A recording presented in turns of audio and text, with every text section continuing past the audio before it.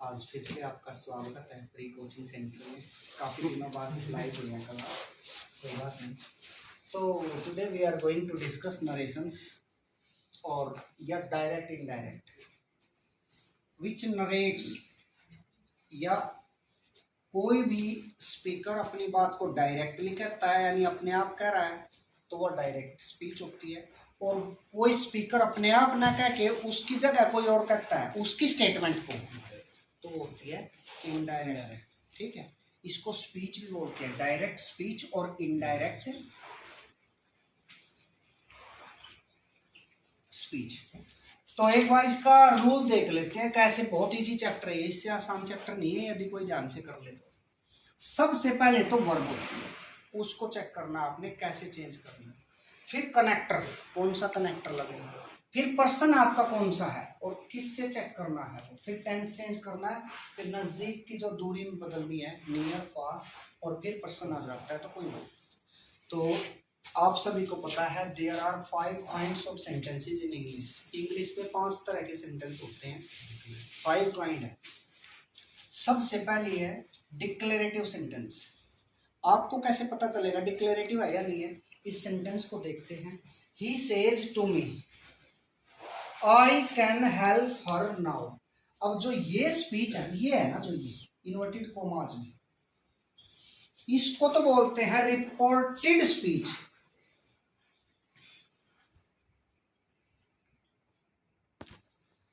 और जो ये कोई कुछ कहता है ना, या किसी ने कुछ कहा, ये होती है रिपोर्टिंग वर्ब।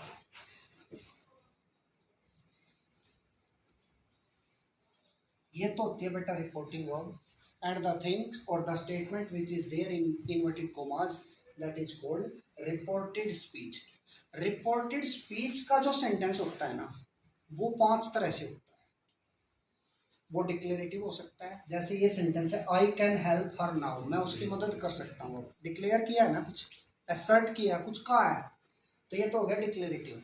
ठीक है, यदि इस कैन को मैं आई से पहले रख देता तो can I help her now और लास्ट में लगा देता क्वेश्चन मार्क, तो ये फिर कैसा हो जाता, फिर हो जाता ये इंटरोगेटिव सेंटेंस, यानी क्वेश्चन वाला, जिसमें क्वेश्चन बनता है ना। उसके लिए अलग वर्ब चेंज होती। यदि मैं इसको कह देता हेल्प हर नाउ, यहां से स्टार्ट कर देता इसको वर्ब से, हेल्प हर नाउ, उसकी मदद करो, तो फिर ये क्या बन जाता, वर्ब से जो बिगिन होता है, बिगिन विद वर्ब, हो जाता है imperative sentence. Request, command, order, suggestion, advice, तो वो होता है इंपेरेटिव सेंटेंस। और यदि मैं कह देता वाओ हेल्प हर नाउ, तो ये हो जाता है exclamatory, sudden feelings and emotions, है ना। और मैं कहता may God help her now, भगवान उसकी मदद करे, तो फिर मेरी विश और प्रेयर हो जाती है। यदि मैं सडन फीलिंग्स और इमोशंस लाता तो एक्सक्लेमेटरी हो जाता, और यदि मैं विश और प्रेयर करता हूँ तो फिर ये हो जाता ऑप्टेटिव सेंटेंस। तो काइंड कितनी है, अच्छे से लर्न कर लेना, सेंटेंस पहचान लेना। रिपोर्टेड स्पीच का सेंटेंस पहचानना आपने। डिक्लेरेटिव है तो बेटा सेज टू तो चेंज हो जाते हैं से टू टेल में। ठीक है, इसकी बात चल रही है यहाँ। सेज टू, इसको ऐसा लग रहा था, इसको ऐसा लग जाएगा भाई, और सेड टू हो जाएगा बेटा। देखो से और सेज की सेकंड फॉर्म होती है सेड। ठीक है, तो से और सेज तो हो गया टेल और टेल्स, और टेल और टेल्स की सेकंड फॉर्म होती है टोल्ड, तो सेड टू की टोल्ड हो गया। तो डिक्लेरेटिव में तो वर्ब किस में चेंज होगी, या तो टेल, टेल्स और टोल्ड में। ठीक है भाई, वर्ब के हिसाब से, यदि यहाँ सेज है तो टेल हो जाएगी टेल्स, और सेड है तो टोल्ड हो जाएगी। एक दूसरा भाई वर्ब पे ही रहेंगे, यदि इंटरोगेटिव आ जाए, इंटरोगेटिव सेंटेंस है वहां पे, जैसे कैन पहले किया था ना, तो ये टोल्ड ना होके क्या हो जाएगी फिर। अब मैं इस आस्क को तो रह नहीं देता हूं, आस्क्स कर देता हूं, या आस्क। ठीक है भाई, आस्क्ड हो गया इंटरोगेटिव।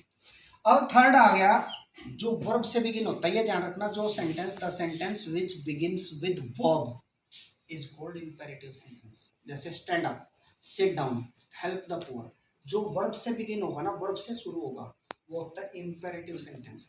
और इम्पेरेटिव सेंटेंस में एक ही है भाई, रिक्वेस्ट या रिक्वेस्टेड, कमांड या कमांडेड, ऑर्डर या ऑर्डर्ड। ठीक है, रिक्वेस्ट भी हो सकता है, जैसा वो सब्जेक्ट, वो तो सब्जेक्ट होगा वैसा ही हो जाएगा। ठीक है, तो request, command, order, suggestion, advice, वो हो गया, ये सेंटेंस बता देगा ये क्या है, इम्पैक्ट। फिर एक्सक्लेमेटरी सेंटेंस में फीलिंग्स और इमोशंस, तो exclaimed with Joy,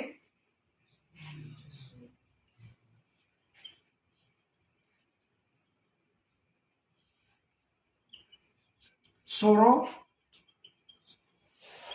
approval, applause, या बहुत सारे, वो पढ़ लेना कितने हैं भाई, है ना, किससे क्या बनता है, ये इसमें चेंज होगी verb, exclaimed with Joy, exclaimed with सोरो, और भी बहुत सारे। और इसमें दो ही हैं बस, विश और परेड। तो या तो विश्ड या परेड। प्रेजेंट है तो विशेज, परेज, या विश और प्रे। भगवान का नाम होता है, इसमें विश होती है, कामना होती है। तो 5 काइंड है, उन 5 काइंड को इस हिसाब से चेंज करनी है वर्ब। आपने जैसा भी सेंटेंस वहां दिखेगा, 5 सेंटेंस करेंगे हम यहाँ। ठीक है, अब आ जाओ बेटा कनेक्टर। कनेक्टर जो चेंज होता है, कनेक्टर जो लगता है, ये लर्न करना है भाई कनेक्टर। तो आपने इसमें तो लगेगा दैट, डिक्लेरेटिव में तो क्या लगेगा, डिक्लेरेटिव में दैट, ये लर्न करना है, ये तो भैया।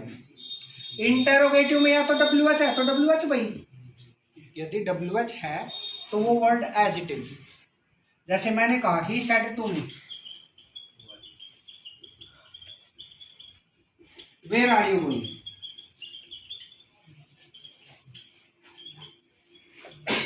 अब देखो बेटा, ये WH से बिगिन है, इंटरोगेटिव है ना, तो इसमें WH है तो WH एज इट इज। और ये बनाया था आपने, can I help her now, helping verb से बिगिन था। तो हेल्पिंग वर्ब से जो बिगिन है उसमें या तो इफ लगा लो या वेदर लगा लो। ठीक है, WHETHER। एक बार फिर सुन लो, कनेक्टर जो लगेगा ना, कनेक्टर डिक्लेरेटिव में दैट, याद हो जाएगा, डिक्लेरेटिव में क्या लगा, दूसरा पॉइंट है दैट। WH वाले में, इंटेरोगेटिव में या तो WH ही, WH नहीं है, हेल्पिंग वर्ब्स है तो इफ या वेदर। अब तीसरा आ गया बेटा इम्पेरेटिव। इम्पेरेटिव में बस एक ही लगाना आपने, टू। कनेक्टर क्या लगेगा, टू। किसकी जगह लगता है ये, कोमा और इन्वर्टेड कोमा को हटाने के लिए कनेक्टर लगता है। ठीक है, अब आ जाओ बेटा एक्सक्लेमेटरी में भी दैट है और इंपोक्टेटिव में भी दैट है। तो आप क्या समझे, फर्स्ट और फोर्थ और फिफ्थ में तो दैट, सेकंड में WH या इफ और वेदर, और थर्ड में टू। हो गए याद, बस कनेक्टर हो गए ना याद। अच्छा, अब पर्सन आ जाओ बेटा। देखो, person means sun formula apply कर लेना। सन फॉर्मूले का मतलब है I means first person, I we. Second means second person, you, your, you भी कैन। यहाँ भी ये भी हो सकता है, आई वी, आर, है ना, अस, ये भी हो सकता है। और थर्ड पर्सन होता है बेटा no change. Third person means no change. देखो, फर्स्ट पर्सन मीन्स वन, तो फर्स्ट पर्सन कौन होते हैं आपको पता होना चाहिए, आई वी और अस। ठीक है, ये किस में चेंज होंगे, सब्जेक्ट के अकॉर्डिंग चेंज होंगे। कैसे चेंज होंगे, जैसे मैं इस सेंटेंस को सोल्व करता हूँ, तो ही सेड टू मी, तो ये सेड है और वो WH है, तो आस्ट हो गया भाई। तो बताओ, ही आस्ट मी। अब कनेक्टर WH है तो WH वेयर। अब सेकंड नंबर देखो किसका, कनेक्टर का लगा दिया ना कनेक्टर। थर्ड नंबर देखो यहाँ टेंस आ रहा है, तो नंबर है किसका, पर्सन का। तो ये रहा पर्सन, कौन सा पर्सन है, यू, सेकंड पर्सन है। किससे मिलाएंगे, ऑब्जेक्ट। ऑब्जेक्ट किसका, इसका ऑब्जेक्ट, वर्ब का ऑब्जेक्ट, रिपोर्टिंग वर्ब के ऑब्जेक्ट से मिलेगा पर्सन हमेशा, और काउंटिंग होगी यहाँ वाले की। ठीक है, अब ये सेकंड पर्सन है, तो सेकंड पर्सन ये चेक कर लो किससे मिलता है, ऑब्जेक्ट से मिलता है। अब मी का सब्जेक्ट बता दो क्या होगा, आई होता है, बताओ। हो गया ना आई। तो आप क्या समझे, आप ये समझे, यदि फर्स्ट पर्सन है वो सब्जेक्ट से मिलेगा, सेकंड पर्सन है वो ऑब्जेक्ट से मिलेगा, और थर्ड पर्सन होगा तो वो नो चेंज। अब थर्ड पर्सन कौन है, आई वी यू को छोड़ के whatever is there in English, वो थर्ड पर्सन है। He she it Ram Shyam Sita Gita, वो क्या होते हैं, दे भी थर्ड पर्सन वो चेंज नहीं होते। तो आई हो गया भाई। अब नेक्स्ट आ गया टेंस। टेंस जो है present indefinite, past indefinite, present continuous, past continuous, present perfect, past perfect, present perfect continuous, past perfect continuous. यानी फर्स्ट जो टेंस है ना एज इट इज सेकंड में चला जाएगा। जो भी यहाँ फर्स्ट है ना, टेंस टेबल तो आती है, तो वो फर्स्ट यानी फर्स्ट मीन्स प्रेजेंट पूरा अपने सामने वाले में चला जाएगा। इंडेफिनिट है तो पास्ट, इंडेफिनिट कंटिन्यूअस है तो पास्ट। ठीक है, हो गया तो टेंस। अब पास्ट इंडेफिनिट है तो एक छोड़ के एक, यानी पास्ट इंडेफिनिट है तो पास्ट कंटिन्यूअस में, और पास्ट कंटिन्यूअस है तो फिर पास्ट परफेक्ट कंटिन्यूअस में। पास्ट इंडेफिनिट है तो पास्ट परफेक्ट में, पास्ट कंटिन्यूअस है तो पास्ट परफेक्ट। बताओ इसमें क्या किया, कुछ भी नहीं किया। और ये दोनों है, इनके बाद कुछ है तो नहीं नीचे, तो ये दोनों नो चेंज, यानी पास्ट परफेक्ट और पास्ट परफेक्ट कंटिन्यूअस चेंज ही नहीं होते। टेंस भी चेंज हो जाएंगे। प्रेजेंट तो एज इट इज पास्ट में, कोई बोल रहा है भाई present indefinite as it is past indefinite में, और पास्ट इंडेफिनिट है बेटा देखो ये तो फर्स्ट सेकंड में, अब सेकंड सीधा सेकंड में थोड़ा जाएगा, एक छोड़ के past indefinite, past perfect, past continuous, past perfect continuous, और लास्ट वाले दो मीन्स पास्ट परफेक्ट। और ये नाम लिखने की जरूरत तो नहीं की, ये दोनों नो चेंज। अब यहाँ टेंस चेंज करो भाई। अब ये कौन सा टेंस था, इज एम आर के साथ आईएनजी, प्रेजेंट कंटिन्यूअस, तो present continuous changes into past continuous. Past continuous में वो वर्ड लगते हैं, तो वेयर आई वाज। अब यहाँ एक चीज और लिख लेता हूं, नाउ।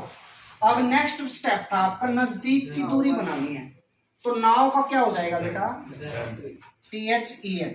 एक ऑप्शन में दिया मिलेगा THAN, उसका भी ध्यान रखना, यहाँ बनेगा THEN। और लास्ट में ये नरेशन है, इसमें किसी भी सेंटेंस, कोई भी सेंटेंस है, full stop plus two. Voice है ना, जैसा सेंटेंस है वॉइस एक्टिव वैसा ही पैसिव में रहेगा, इंटरोगेटिव है तो इंटरोगेटिव रहेगा, लेकिन नरेशन में जो है इनडायरेक्ट फॉर्म ऑफ नरेशन में फुल स्टॉप लग जाता है। ठीक है, तो ये सेंटेंस हो गया आपका। ठीक है, अब आ जाओ आगे, टेंस चेंज हो गया भाई। नजदीकी की दूरी, नजदीकी की दूरी क्या, today that day, here there, come go, yesterday the previous day, वो दिस दैट दिस दोज, ये सारे अपने आप लर्न कर लेना। और फिर पर्सन आ जाए, क्योंकि ऑब्जेक्ट कई बार लास्ट में भी आ जाता है, तो फिर पर्सन सन फॉर्मूला के अकॉर्डिंग। और ये जो पर्सन होते हैं वो ऐसे भी बताते हैं, I my we are us, you your you, they their them, और ही हिज हिम, सी हर हर, और इट इट्स और इट। ठीक है बेटा, इट इट्स इट, ये तो होता है सब्जेक्ट, ये पजेसिव, और ये होता है बेटा ऑब्जेक्ट। ये चेंज कर लेना अकॉर्डिंगली जैसे भी होता है। अब चेंज करो, reporting verb, reported speech, 5 sentence करेंगे बस हम। अब पहले ये सेंटेंस था, he says to me I can help her now, तो सेज है तो भाई डिक्लेरेटिव है, टेल्स हो गया, तो ही टेल्स मी, दैट लगेगा, आई को ही से मिलाई, कैन का कैन ही रहेगा। एक चीज और ध्यान रखना, जब आपकी वर्ब प्रेजेंट या फ्यूचर में हो तो फिर टेंस भी चेंज नहीं होगा और नजदीकी की दूरी भी नहीं बनेगी, केवल पर्सन चेंज होंगे आपके, ये ध्यान रख लेना बस दिमाग में। whenever your verb is there in either in present or in future, the tense of reported speech will not be changed। जब आपकी वर्ब प्रेजेंट और फ्यूचर में है, यानी सेड नहीं है, तो इसका टेंस चेंज नहीं होगा। क्लियर है, नजदीक की दूरी भी नहीं बनेगी, तो दैट ही कैन का कैन ही रह जाएगा, हेल्प हर और नाउ का भी नाउ। ठीक है भाई, लेकिन यदि ये सेज ना होता, यदि ये सेड होता, तो यहाँ सेड का क्या हो जाता भाई, टोल्ड हो जाता। बहुत अच्छा बताया भाई। ही, अब कैन का अब क्या हो गया, अब बनेगा ना, अब टेंसेज होंगे, तो ही हेल्प हर नाउ का देन बन गया ना। अब आ जाओ आप, यदि इसको इंटेरोगेटिव बना दे,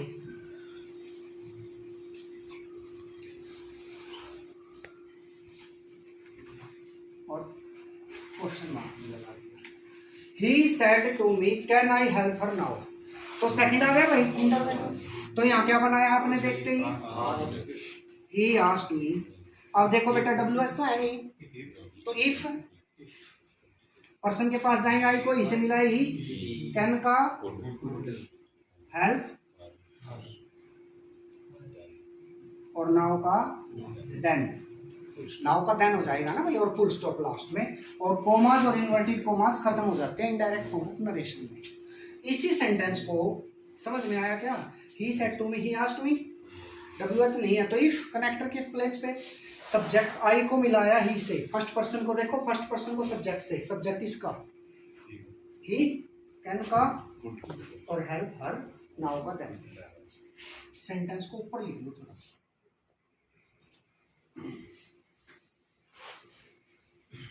रोक ले। Said to Sita help me please, तो तुमने देखा यहाँ जाना है तुमने सबसे पहले, तो हेल्प मी प्लीज वर्ब से बिगिन है ना, तो वर्ब से बिगिन है तो इंपेरेटिव है। इंपेरेटिव में क्या लगता है? Request, command, order, suggestion, advice. Please का है तो रिक्वेस्ट की है, तो राम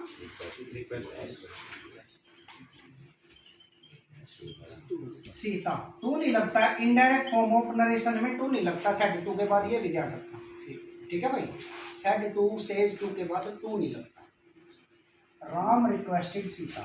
अब देखो बेटा ये है थर्ड वाला, थर्ड वाले में ये देख लो क्या लगता है, कनेक्टर कहाँ गया, टू लगता है ना, तो टू लगा दो, और फिर हेल्प का हेल्प, टू के बाद आपको पता लगता है फर्स्ट फॉर्म ही लगती है, टू हेल्प। अब मी को ऑब्जेक्ट है ना, ऑब्जेक्ट से मिलाएंगे, सॉरी सब्जेक्ट से मिलाएंगे, फर्स्ट पर्सन है ना मी भाई, आई माई मी, सब्जेक्ट से मिला, राम है, राम का प्रोनाउन ही, और ही का ऑब्जेक्ट, देखो ही का ऑब्जेक्ट हिम, यानी राम का प्रोनाउन ही, हिज, हिम, तो यहाँ क्या बन गया,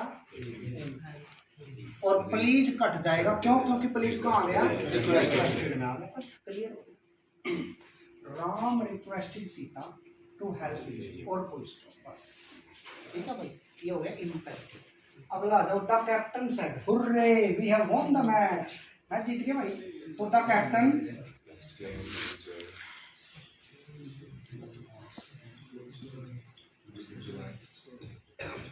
आनंद आ गया ना।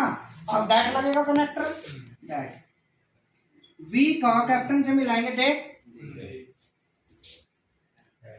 Present perfect, past perfect, won the as it is, तो the captain exclaimed with joy, hurray कहाँ आ गया, exclaimed with joy, that they had won the match. Practice की बात है, एक बार ये समझनी है आपने, और इसको बनाना है थ्योरी क्या है, वर्क पैटर्न, वर्क पैटर्न।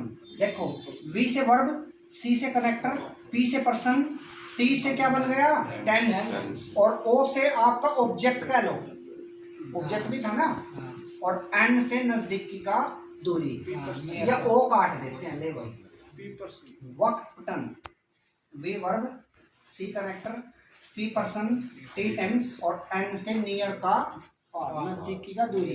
तो ये सूत्र दिमाग में लगा के ये फॉर्मूला वर्क पैटर्न का सोल्व कर दो। The old lady said may God bless you, तो सीधी सी बात है, विषय परेड, तो गॉड का नाम आया तो परेड, द ओल्ड लेडी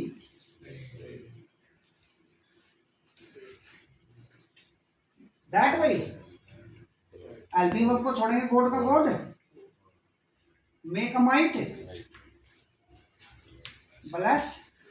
अब यू को ओल्ड लेडी ने किसी को कहा है ना, तो हिज हर सन या किसी को भी, तो यहाँ पिन भी हो सकता है, हर भी हो सकता है। जब ऑब्जेक्ट क्लियर ना हो तो यहाँ हिम भी लिख सकते हैं, हर भी लिख सकते हैं, ठीक है। तो the old lady parade, the old lady wished भी हो सकता है, दैट गॉड माइट ब्लेस भगवान उसकी मदद। तो बेटा एक बार फिर सुन लो, नरेशन जो है इनडायरेक्ट फॉर्म ऑफ नरेशन जो होती है, चेक कर लेना, सेंटेंस डिक्लेरेटिव है तो टेल या टोल्ड हो जाएगा, से सेज का, और सेड का हो जाएगा टोल्ड। आस्क्ड हो जाएगा इंटेरोगेटिव में, ठीक है। Requested, commanded, order, suggestion, advised हो जाएगा इंपेरेटिव में। Exclaimed with Joy, exclaimed with सोरो या और भी कुछ हो जाएगा एक्सक्लेमेटरी में, और ऑप्टेटिव में हो जाएगा विश्ड और pregnant. Connector as it is लगेंगे, एज इट इज में इसमें दैट, इसमें डब्ल्यू एच या इफ, वेदर और टू और दैट। पर्सन सब में सेम चेंज होंगे, टेंस सब में सेम चेंज होंगे, और नज़दीक का दूरी बनेगा। अब आप ये भी समझ लो टेंस कहाँ कहाँ चेंज नहीं होंगे, देखो चैप्टर बड़ा है। एक तो बेटा जब आपकी वर्ब प्रेजेंट है या फ्यूचर, जैसे the old lady says, says कर देना ये, तो ये प्रेजेंट हो गया, यहाँ टेंस चेंज नहीं होगा, ठीक है भाई, मे का मे ही रहेगा। यदि ये कह दे the old lady will say, future में होगी तो भी चेंज नहीं होगा। तो तुम यहाँ क्या समझे, जब आपकी वर्ब या तो प्रेजेंट में हो या फ्यूचर में, टेंस चेंज नहीं होगा स्पीच का, एक या फ्यूचर में है